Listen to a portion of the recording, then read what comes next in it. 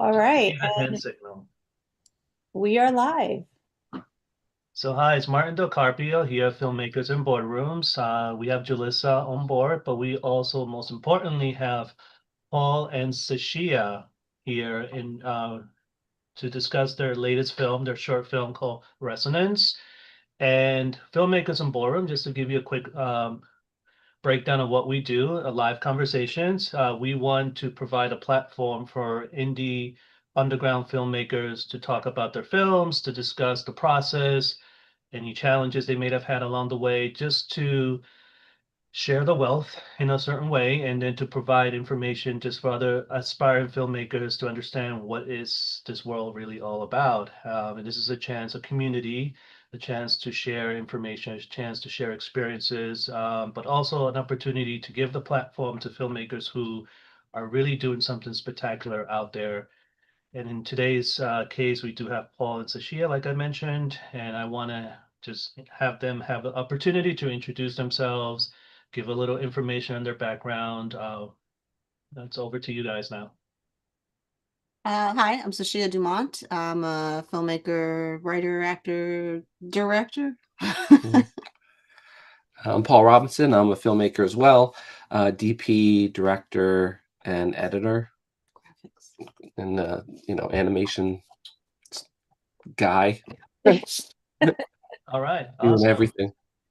All right, great. The focus in today's episode will be, of course, your latest film, Resonance. We have a lot to discuss there, but I also want to dive into your past films because there's so much great stuff going on there as well.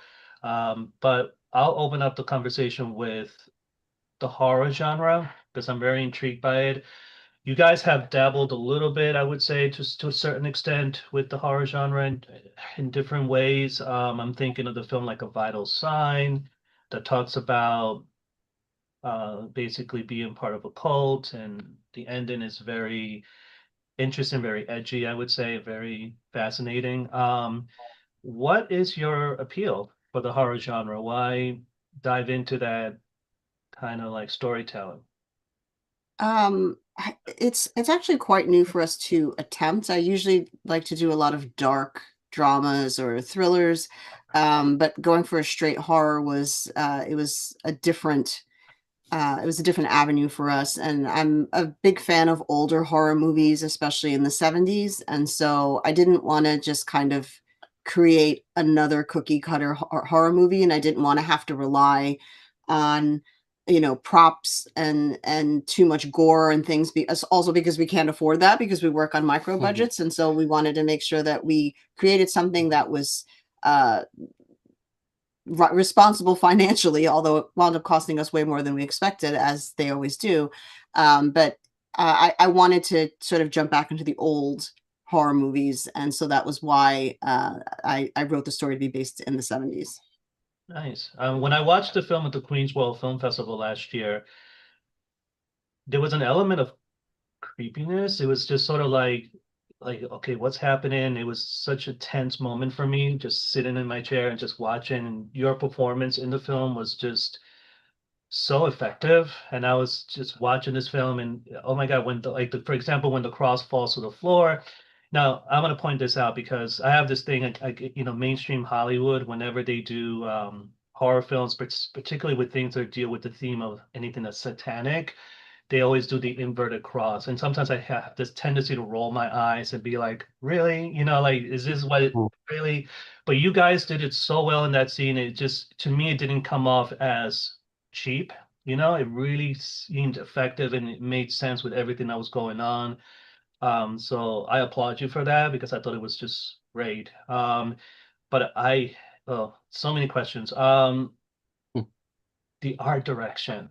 How did you guys? I know we all love Etsy.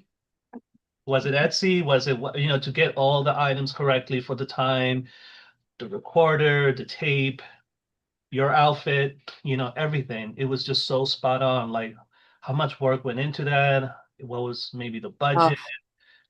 it was months. We started collecting props before I'd even really finalized the script. I was still working on the outline of the script when I started collecting props because, period pieces. When you kind of see something, you have to get it because you don't know if you're going to find that again. So I think we probably spent about close to $2,000 on the set props and things alone. It was a combination of Etsy, eBay, Facebook Marketplace, some stuff that I already had because I really like mid-century and sort of retro stuff, and so I did have some stuff from the 70s, so I did have some props. And then it was also using modern things that are made to look old. The style now is very in to have, clothing look to a different period. The 80s are back and the 70s and things. So I was able to find some things. The dress that I'm wearing is actually off TikTok Oh, of all places.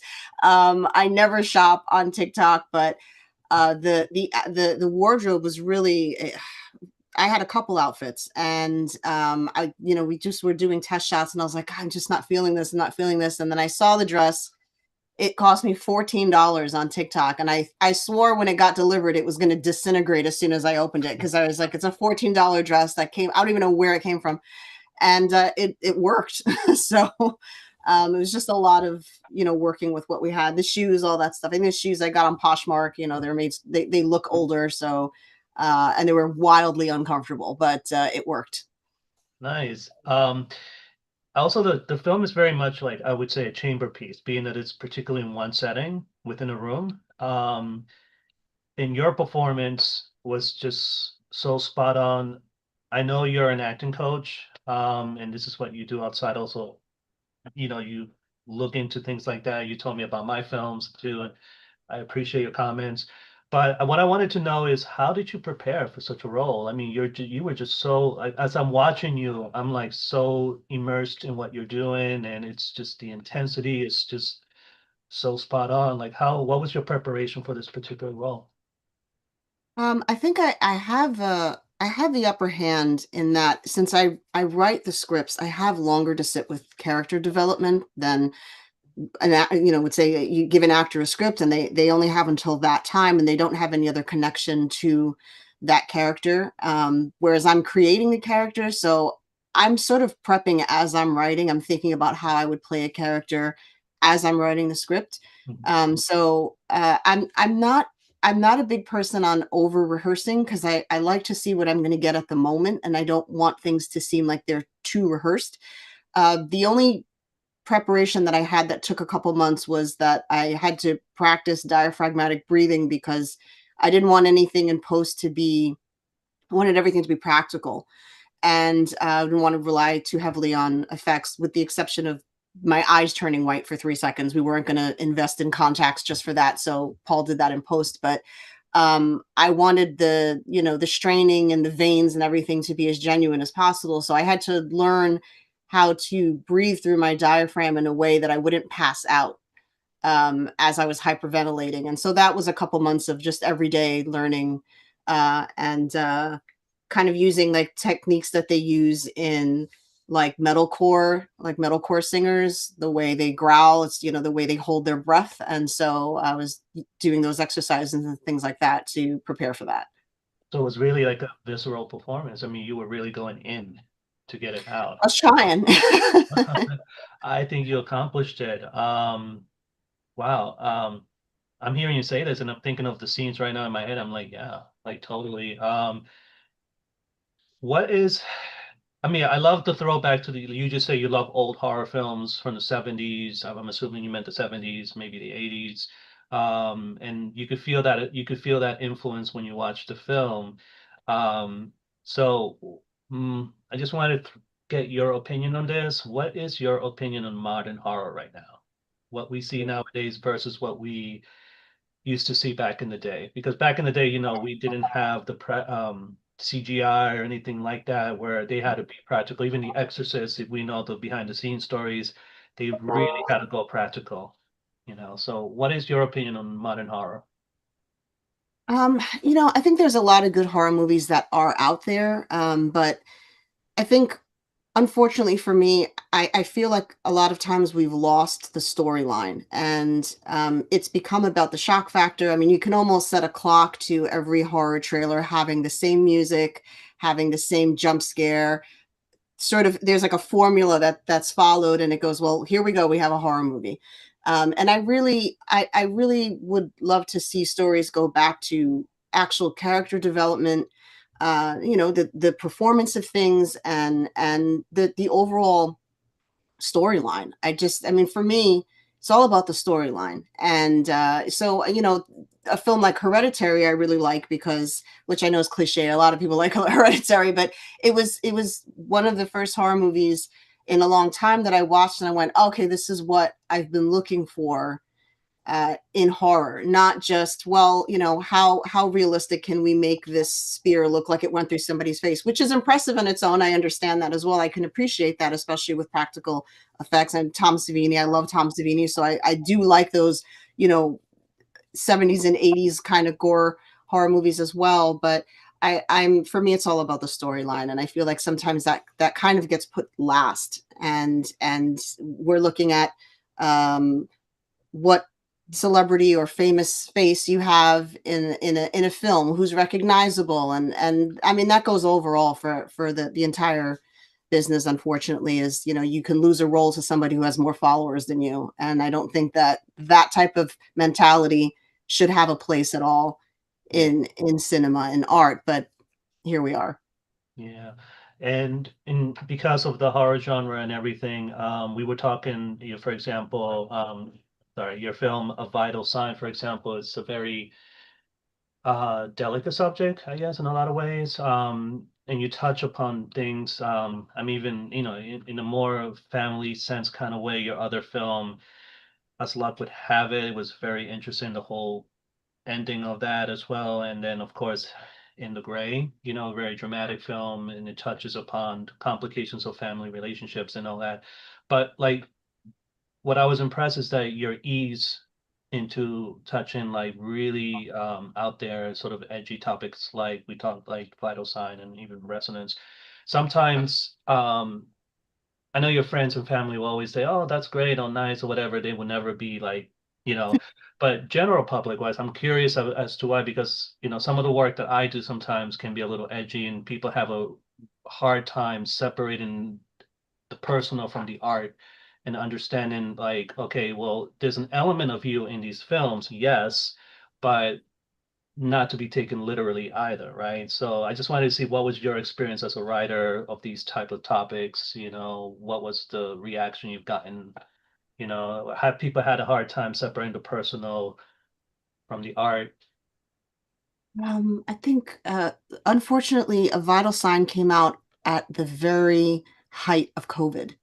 So we never got to see audiences watch that movie. It was the first film that we put so much work into. We were on location. It was the most cast members that we'd had.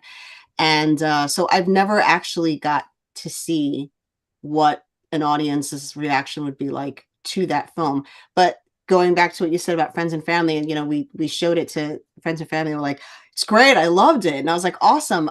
Can you tell me what the story was about?" And they were like, "It was a dream." I'm like, "No." So um it I think friends and family are kind of the last people we go to when we want actual criticisms. We're big on constructive criticism. I don't want to hear that you just didn't like something. You need to tell me what you didn't like about it, what worked for you, what didn't work for you. It's all subjective. Art is subjective. So it doesn't necessarily mean that that particular thing needs to be changed. But if enough people are telling me I'm not quite understanding this, Mhm. then I, as a writer, have to think about my approach. But Paul did great cinematography, especially on A Vital Sign. We never got to really see what that would have been like, Yeah. unfortunately. So I have a quick question on that because I love to hear that you're big on like story and narratives, and that was one of the things that I mentioned to Martin before we came on the live, that I thought the pacing of your storytelling is very, like, the beats are boom boom boom. Again, going back to the resonance, like how he said that you are in one space, and you know sometimes you see films that are in like one or two spaces, and it could kind of like the pacing can slow down dramatically. It never happened with your film. So that is a mastery between cinematography and writing, I think, and acting, of course. So I'm thinking like I'm curious, when you show this to people and they give you a certain criticism that really kind of pulls at your heartstrings, do you ever go back and do some re-editing, or you just leave it and just keep moving forward?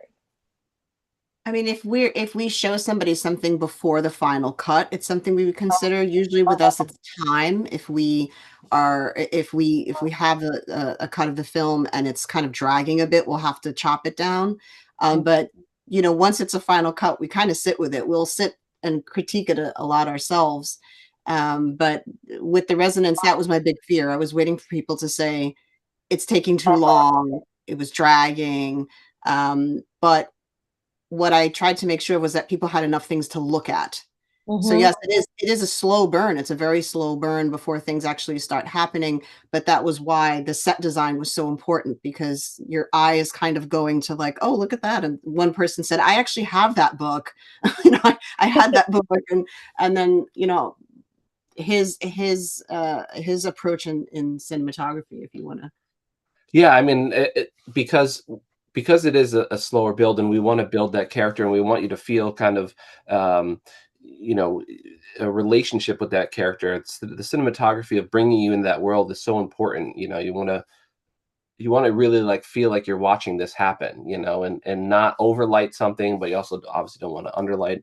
But to your point about editing and cutting, I mean, I think a Vital Sign is a good example of we cut a whole scene out of that film Oh, Yeah. wow. because it just wasn't working. There was this whole scene we shot. We spent a late night shooting it, and we ended up having to cut it because just it didn't work, you know, for a myriad of reasons. So um, I don't think that we're really precious about, what do they say, killing your darlings or whatever, you know. Yeah. So we, you know, we're pretty good at being able to kind of take a step back and look at it as a whole, and determine if this is dragging, if this is rushed, or if we need a little bit more variety here, or whatever the case is. Great. Also, which makes me think about sound. So when first watched the film, I thought, wow, sound is so embedded in this atmosphere. It informs, and it reminded me a little bit of Lynn Ramsey, who's like always big on sound. And um, I want to, if you could elaborate, like what your thought process was in making sure that sound was so relevant, like sound was also moving forward things. And I have to tell you, I was so scared to watch that film. I was I was so scared. I was telling, I'm gonna wait to the very end because it's gonna scare the living daylights, which it did. So yeah, I want to talk like how important sound was to you, what it meant to you in this particular film. It's ironic because I had a sci-fi drama that I had written, excuse me, prior to this, and we had sort of greenlit it. That was going to be our next film. And then as we started going through the financing, it was like, well, this is going to cost us a lot of money.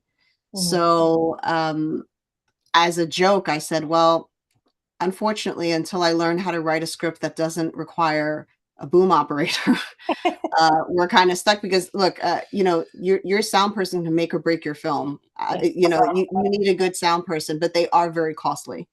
So it was sort of half joking that I thought, well, what if I could just write something that didn't require on-set audio? And there's obviously audio, but didn't require, you know, on-set audio in terms of dialogue and things like that.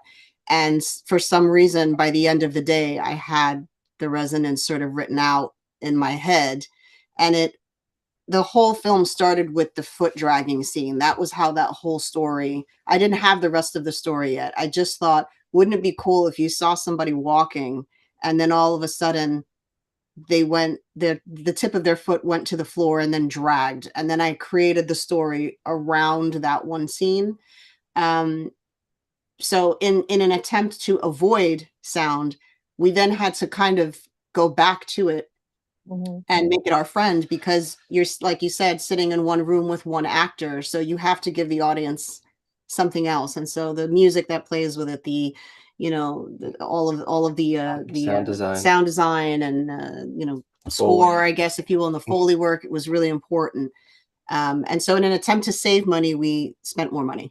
So Oh, yeah, sound is very important, and I know because you know, when you have a film that the sound went bad, oh man, that's terrible. It's PTSD for that one.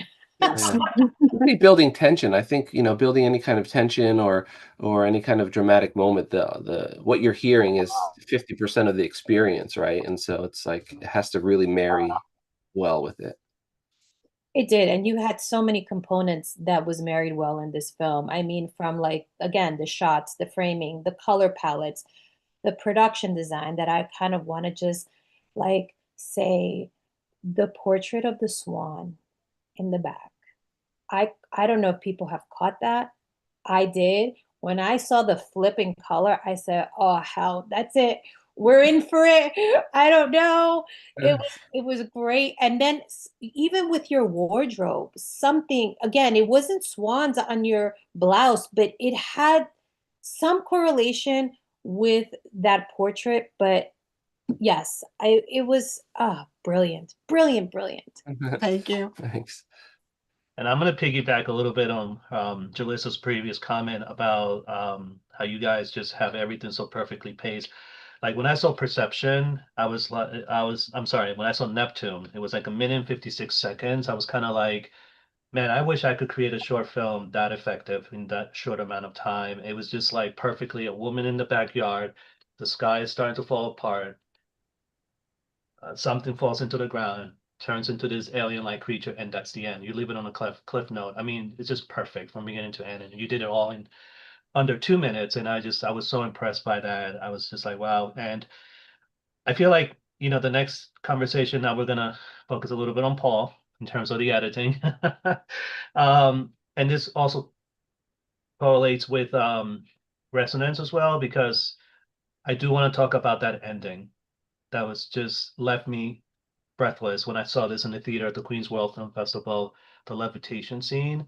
I was like, oh no, really? Like, and then when it happened, and I think I'm not gonna go further into it, but like I want you to say it, but when it happened, it just felt magical. I just felt like when I saw, like, for example, Robert Eggers' The Witch in the ending when the which is levitate, it just he had my heart and soul in his hands at that moment. That was what happened to me in your film. I just never thought that would ever happen again until I saw your film, and I was just like, how? And then of course you answer the question in the Q&A, which I'll have give the mic over to you to explain that, but to explain how that happened. But I just want to like show, if it's okay, a clip of Neptune towards the ending of it, just so people can see exactly what effects you guys work with, and we have tons of questions afterwards, so let me just get that set up.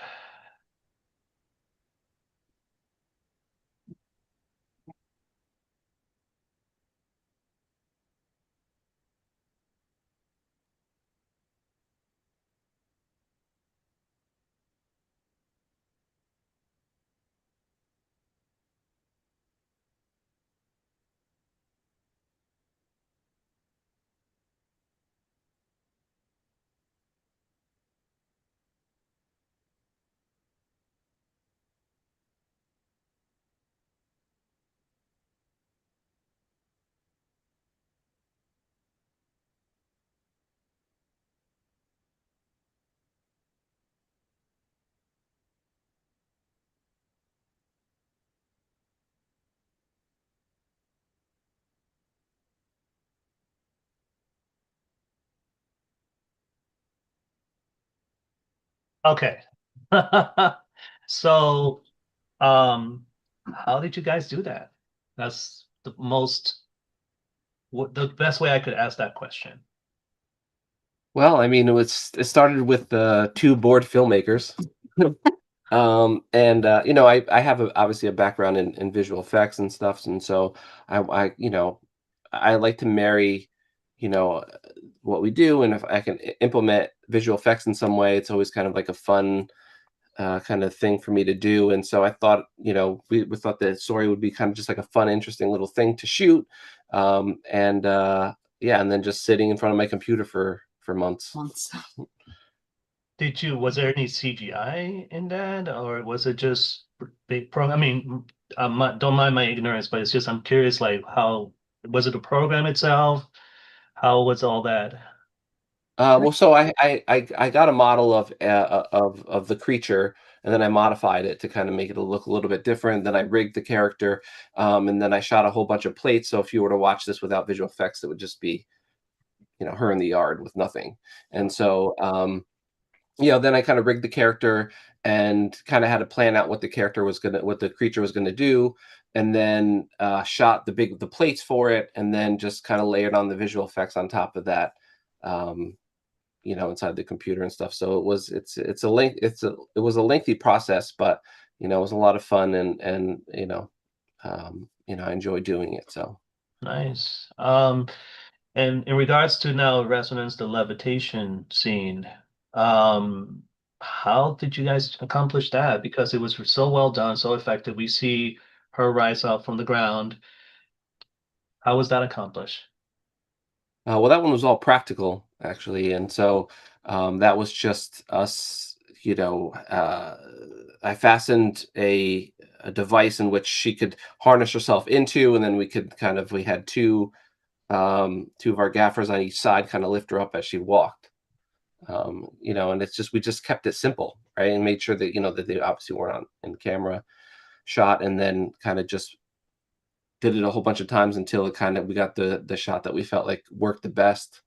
But she's mentioned it before, but keeping it simple like that, we could have visual effects and have her levitate 50 feet in the air and something crazy, but I we just wanted that. yeah, that was the plan originally, but we just feel like to us it's more effective to have it just be creepy, Yeah. just a little bit like that's, you know, is No, that even? yeah, it Yeah, go ahead. worked because less, I guess this is an example of less is more then in Yeah, this case. Okay. It was very practical then.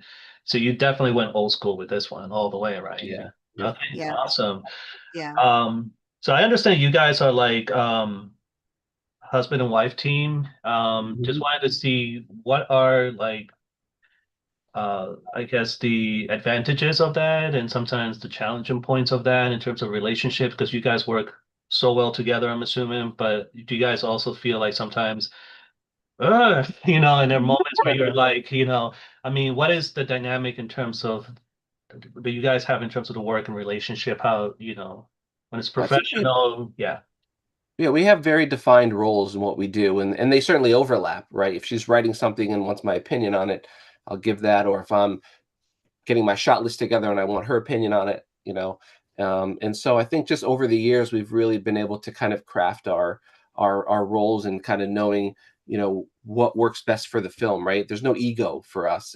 If she's writing something, or if I'm designing a shot, or something, and she has a better idea or I have a better idea, then that's fair game. But at the same time, we respect what the each other does within that role to know that they're going to make the best decision they can for it. So I think there's just that balancing act that can be tricky sometimes for sure. But I think we've been doing it so long, we kind of have like a good kind of Yeah. marriage of that. For pardon the Pun pun. intended. So respect is the key word here to Yeah, I make think it work. so. And communication, I mean, that's with anything, right? Anything Right. in regards to relationship, just communicating. But there's certainly going to be situations in which I feel this may be better, she feels that may be better, and I think you just kind of have to take a step back and kind of figure out what's best for the film, you know? Got it. And I have a question for Sashia. I know you're an acting coach, and I know I've seen, the actors are going to your films and, they're part of the project and everything. They're so good. I'm thinking of In the Gray, particularly the sisters, how you cast, I think it was the older sister to the younger one. I think you were like the middle one, if I'm not mistaken, in that relationship. I might be wrong. Actually, the older sister. Oldest, okay. All right. So what I wanted to know, like, what do you look for in actors when you cast them as a director, writer? Um, for me, ultimately, I always want to work with an actor that I'm going to be able to get something from as an actor. So your scene partner is, for the residents, for instance, it's very challenging, and I think uh, it's difficult to when you're the only person that you have to rely on for any type of tone, for a scene. And so I really like being able to bounce off of other people. And so we'd worked with Kat and Petra before in A Vital Sign, and so it was easy for us because I knew what type of actors they were. So when I wrote the script, I had them in mind and just sort of wrote accordingly to that. But for us, it's always when we do auditions, it's being able to just kind of connect well with the person. I'd rather have to give an actor notes that gets along well with everyone on set and you have a connection with than someone who's bringing an ego in that I can't work with. So that's always really important to me is being able to have useful notes. As an actor and filmmaker, I'm very sensitive to that because there's nothing worse than someone saying like, just give me something different. It's like, well, what does that mean? I mean, we could be here all day. You know, what different in what direction? What do you want? So working with people that we know is easier a lot of times because I know their personality, so I know what I can get from them. Oh, okay. Nice. And I know the Resonance is still doing this festival circuit. It's still, you guys are still pushing it out there. It's a question I always ask every filmmaker that's on here. In terms of, we know how wild the film festival world is and how interesting it can be sometimes, but how rewarding it could be as well. I mean, and also congrats on winning the award of the Queens World Film Festival. I saw that and I was like, I got to tell her right now.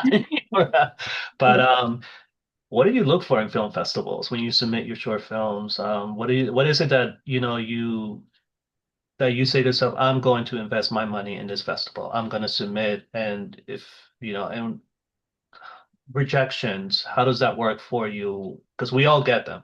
How do you perceive that as a filmmaker? I think, especially with the increase in submission fees ever since COVID, I mean, the submission fees have gotten outrageous, and so it's not as romantic of an answer, but we're first looking at the price of an actual submission. I mean, a film festival can look amazing, but if it's got a $70 early bird submission, it's just not something that we can do because we want to be able to submit to as many film festivals as we can.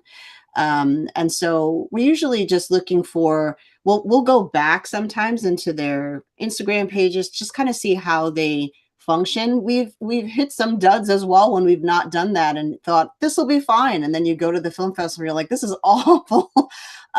It's a gamble. It's always going to be a gamble. Our rejection to exception rate is, I mean, I think we have like a 70% acceptance rate, which we didn't know if that was good or bad until we talked to people in the business. They're like, that's great. And I was like, oh, okay, then I don't feel as bad. I wasn't sure if that was good or bad. But I think that point, it leads to the fact that it's important to research festivals before you submit them. Don't just kind of spray and pray on right.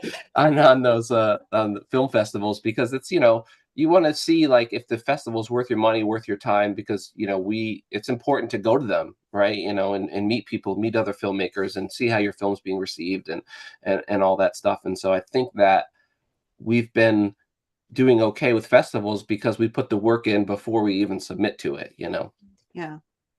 We tend not to submit to a lot of international or even cross country because financially we have to think, well, are we going to be able to afford to fly out and stay and then take off work? And, so we try to stay as local as possible. I mean, we will drive 4 hours if we have to, that's fine. But we've even kind of avoided the West Coast because we're not driving there. That's more money, and we'd spent a lot of money on the film. So we try to stay local. Ironically, for some reason, the closer to the city we are, the more rejections we get. It's really bizarre. Like, it's so difficult for us to get acceptance in like Brooklyn and Manhattan, like in the boroughs. Like I'm from Astoria, so making it into like Queens World and is kind of a plus for me because that's where I'm from.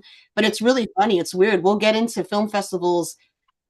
Sometimes we will spray further out when we know we're not going to make it, but think, hey, this is a cool festival, it'll be cool to get into, and maybe, we can get some eyes on this. And we'll get into those, but for some reason, the boroughs they don't think we're cool.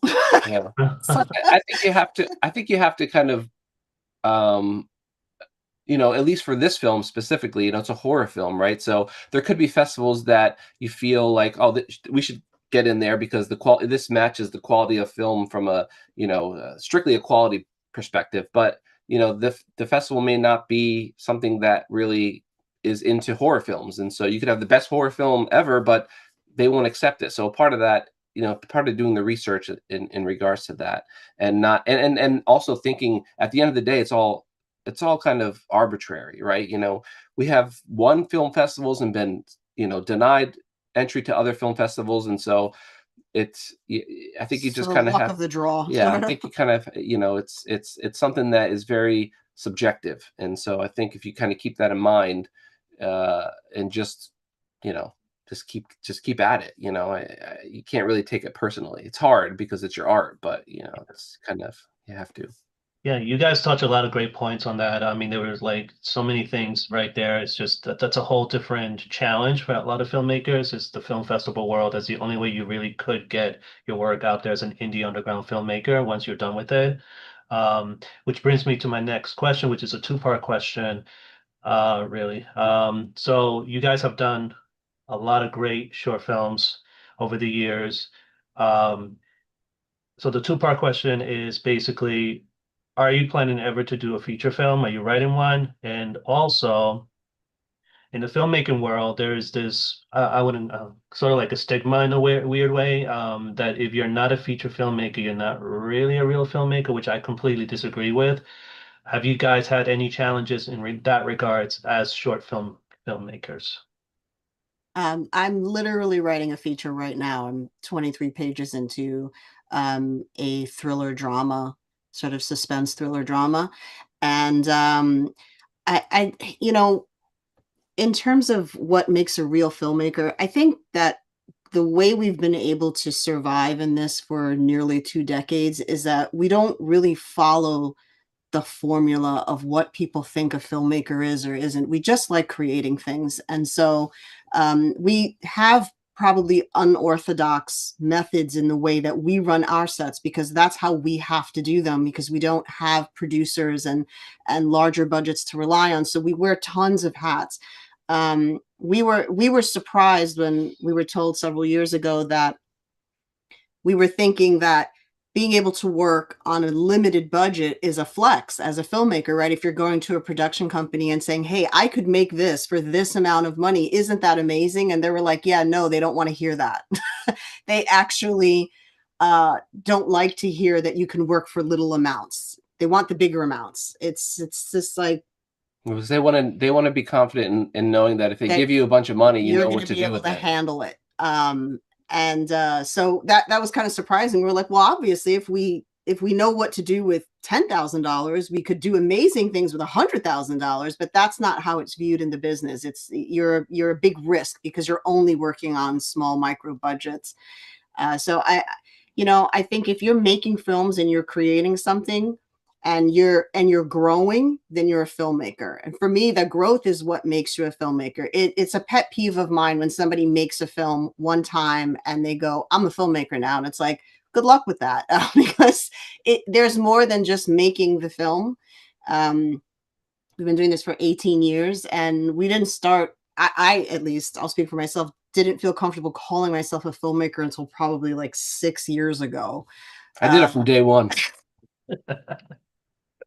Someone's got to be the ego, right? But I even as an actor, it was like, oh God, am I an actor? Am I an actor because I've not been in anything mainstream? I'm not an actor then. It's like, well, there's plenty of stage actors that are never mainstream that are amazing, that give amazing performances. So it is about that growth. If you can look back on your work and say, like with what he does with, you know, videos on YouTube, if you can look back on a scene and go, that was so poorly lit, that's growth as a filmmaker because you've seen the difference. As an actor, if I could look at a performance and go, oh, that was terrible, I should have done this, I should have done this, I should have done this, that's when you kind of, you earn the stripes, so to speak. Mhm. So And as a I mean, and then also like when you do these films and you release them, you put them on the festivals.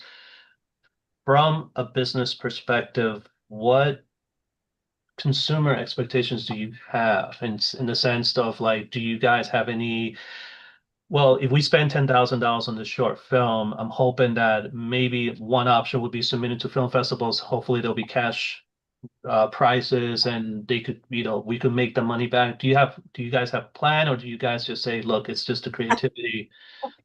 Zero Yeah, expectations. not really in the short film world, like I think the expectation is that the value that we're getting out of the money that we're spending on there is creating something, getting better, networking, making friends, meeting other filmmakers. So there's a lot of value in the money that is being spent on a short film for us anyway, I think. Yeah, there's not really a lot of money in that, and I think if especially as a short filmmaker, if you're going in expecting to see a return, you're going to be really, really, really disappointed, and that's why we're so diligent in financing, because it is a loss. We know that financially this is a loss for us. We don't vacation. I can't remember the last 2017 maybe. We don't do vacationing. The film set is a vacation. Yeah. I don't get my nails done. I don't shop a whole lot. I mean, getting gear that's our splurge. We didn't have a wedding. We had a wedding celebration that I catered myself, because we were like, well, we could spend our money on a wedding, or we could buy gear and improve our gear. And that's what we did. So it's a life choice at that point. We did at Route 22 Film Festival in Pennsylvania. We won. Shout out. Yeah, shout out. We won audience choice and then best overall, and we got like $150, and we were like, whoa. So that was nice. It was nice. It was a nice dinner, but we never go in expecting to see a return on anything. I mean, that would not be very advantageous of us as filmmakers. Yeah. So for someone out there who's just starting out, maybe just graduated from film school, maybe they didn't, they're in their late teens, early 20s, and they want to start doing this, what advice would you give them, especially with the ever-changing world of filmmaking with AI, everything's going on nowadays? What would you tell that person? If that person comes up to you and just says, I want to do this. I have so many ideas. I think I can do this. I mean, you have to love it. You really have to love it at the end of the day, because you're putting so much time, you're sacrificing so much time, money, relationships, friendships, possibly. You can't spend time with people because you're so busy doing this. And so you really have to love it, because of all the sacrifice that's required. And because I think us as audience members, we can see through the fact of somebody's just doing it for a reason that isn't honest, right? And that, if they're just doing it to be famous or make a bunch of money, whatever, that tends to be able to bleed through the work. And so I think, for me anyway, I would say just make sure that you love it. I would say growth before title. Going back on what I said, don't worry about how official you are when you officially get to call yourself a filmmaker, but make sure that you're creating something that you can grow and be proud of and grow from. That's far more important than getting rich and famous. I say that to my students. If you're taking my class to figure out how to be rich and famous, you're in the wrong class, because I wouldn't be here if I had the answer to that. I would be rich and famous, right? So, but if you want to learn how to improve your acting skills and be a better actor, I can help you with that, but I can't help you become famous. And if that's the only reason why you're doing it, I think you're gonna be really disenchanted, I guess, very quickly. Yeah, I mean, with everything that's going on, I mean, it takes a good 10, 15 years, they say basically, with acting at least, they say that, before you see anything, any level of success, you'll be in it for 10, 15 years, if you're lucky to see anything back. And the big question, since we're on this thread right here, where do you guys see the future of the film world? Where do you see cinema going? Oh God. 10, I mean, 20 years. I think that's the kind of the scary part, and the beautiful part is that we don't know, right? I mean, I think so much of the perception of filmmaking is wrapped up in mainstream. And so I think it's, for us anyway, because we love what we do, we're just going to keep creating. What happens, happens. I think that's the beauty of loving what you do, is that it doesn't matter what AI says is going to happen, or the studio say what's going to happen. It's like, you're just doing your thing, and that's where you get your happiness and your joy from. Then it really doesn't matter. But as far as from a commercial standpoint, I mean, I hope that everything's cyclical, it seems, right? And so I'm just hoping that we can cycle back to like having really good films again, and Yes. not just pumping out all these films that, quickly, that are based on this or a remakes. sequel or remakes, which is fine, I guess, in its own right if you love it. I'm not here to yuck your yum, but I really would love to see a return to character-driven films. I agree 100%. And I do want to just interject, and because I self-finance all my films. I mean, I think my husband could hear me in the living room, and he's probably dying to jump on here and say, "Oh my God, no more, no more." How do you keep that momentum when it's coming out of your own pocket and I mean, what's a how do you keep it going? Yeah. In the best way possible, I keep my expectations low. And for instance, in the process now of writing this feature, I don't I don't have the I guess the freedom as a writer to just be able to write a script and go, we'll figure the location out later. I don't have the luxury of doing that. I have to figure the location out now. So before I actually like put pen to paper, so to speak, I'm thinking about logistically, can we get these locations? All right, we can find one house. We can afford to rent a house for this. Okay, well now we need two.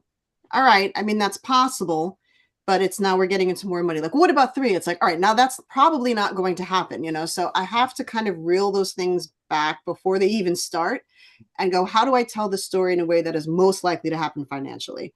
And we always, our rule with crowdfunding is we never ask for more money than we're willing to put in ourselves, because if it doesn't happen, there's no film. So that always, that it drives me nuts when I see people crowdfunding and they're like, it's my first film, I'm asking for $50,000. I'm like, that's a big ask. If you have no experience, in my opinion, you don't have a right asking people for $50,000 when you have no experience making films. You need to start really small, and you can tell great stories for very little money. Um, and um, and so with that, you know, if we are asking for $8,000, for instance, then it means that we technically have $8,000. We don't want to spend the $8,000 because we're really dipping into our savings and everything. We'd kind of, but if we have to, we can without throwing ourselves in the negatives. And so whatever we make, it's just the plus. Whether we make $1,000 or $4,000, it's like that is $4,000 less than has to come out of our pocket, but it's still coming out of our pocket. The only film that was a complete surprise was In the Gray. We put that crowdfunder up, and my biology teacher from high school saw it on Facebook and funded probably like 60% of the film. Oh, how amazing is that? Threw in like almost $3,000, and we're like, what is happening? You know, and I was like, no, no, no. I felt terrible. I was like, please, no, no, no. And he's like, no, he had seen Amber, and he's like, I believe in your work. I want to help you guys out. That was a massive surprise, but we have absolutely no expectations of that ever happening. No. But I think I love Amber. I love Amber for sure. I was like, what? I love it. I think it speaks to the bigger point, though, of community, right? And networking, and going to these festivals and meeting people, and having people that support what you do, then also supporting other people. I mean, this is kind of what we're doing here.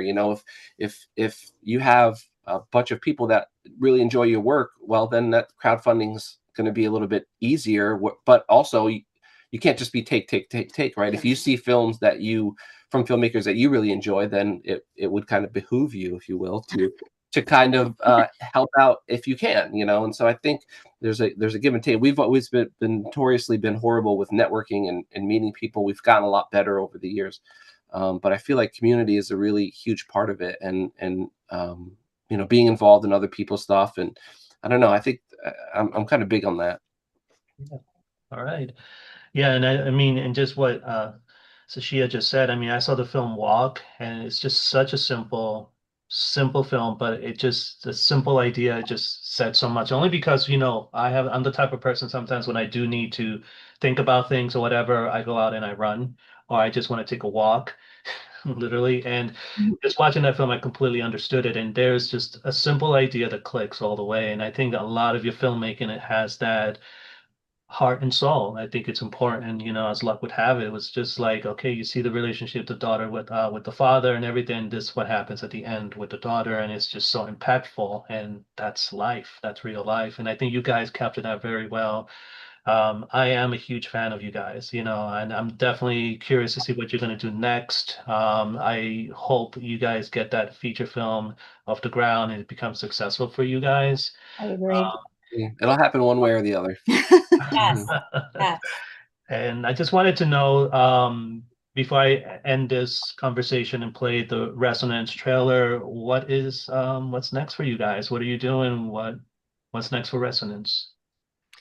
We're just finishing out that run. We missed a bunch last year when we were in post, and so we're picking up those for this year. So ending that probably early fall. That'll be the final run for Resonance, and then we'll put it up online. And then we'll be at that time in pre-production, hopefully, for this feature. Nice. Okay. Hey, Martin, Yeah. can you also play a clip of Amber, just a small Oh, one? sure. I think people should see it. And also, can you just like make sure the volume is on and widen the screen so we could get that full So we didn't get it last time. I'm sorry. Hold on. No. Hold on a second.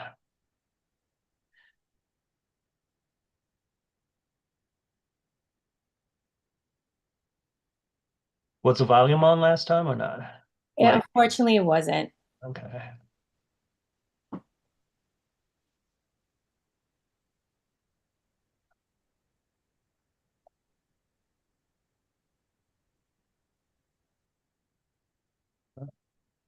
Okay.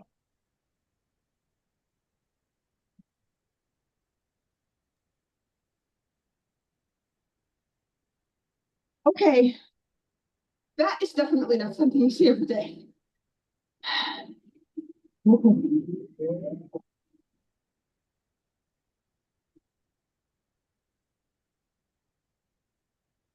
That's not going to be good. That's not good. Choose your weapon. You gotta be kidding me.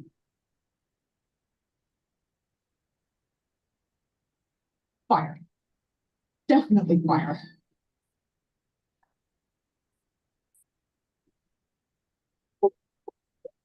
Oh my God. This is so friggin'. Oh, okay. Choose another weapon. Okay. Wait. 1 second. Where's hammer? No.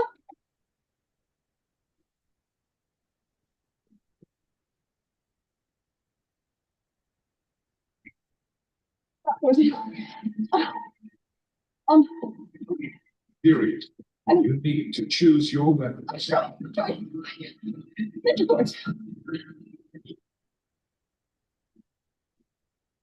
Bring it on.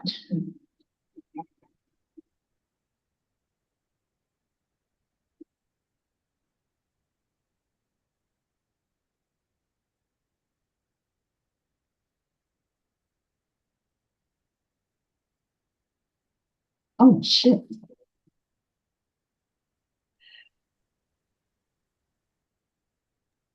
And that was my same response when I saw it.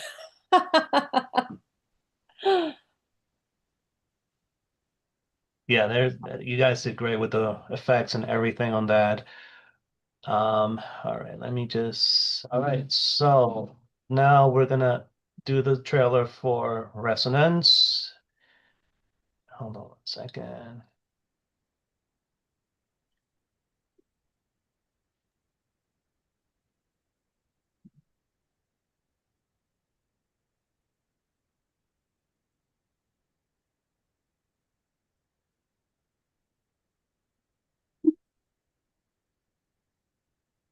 Keep hearing that voice. I can feel it trying to find its way in.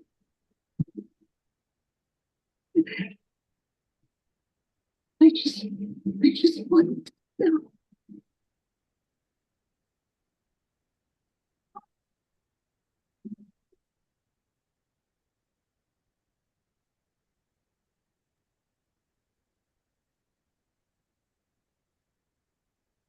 Right.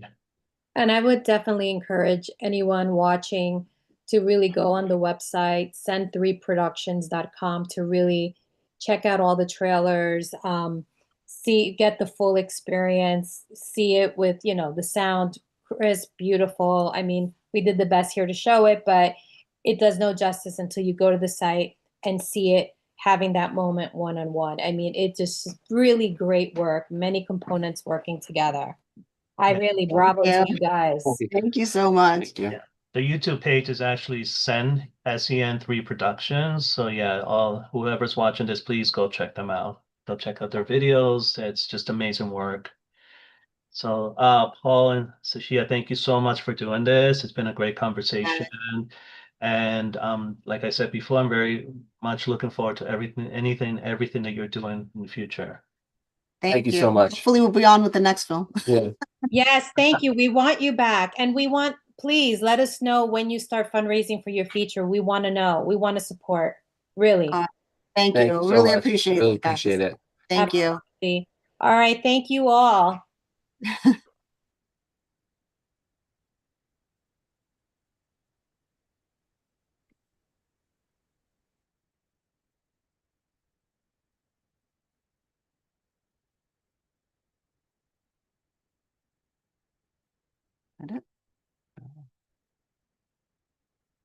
Sorry, we just got off of FiB Live.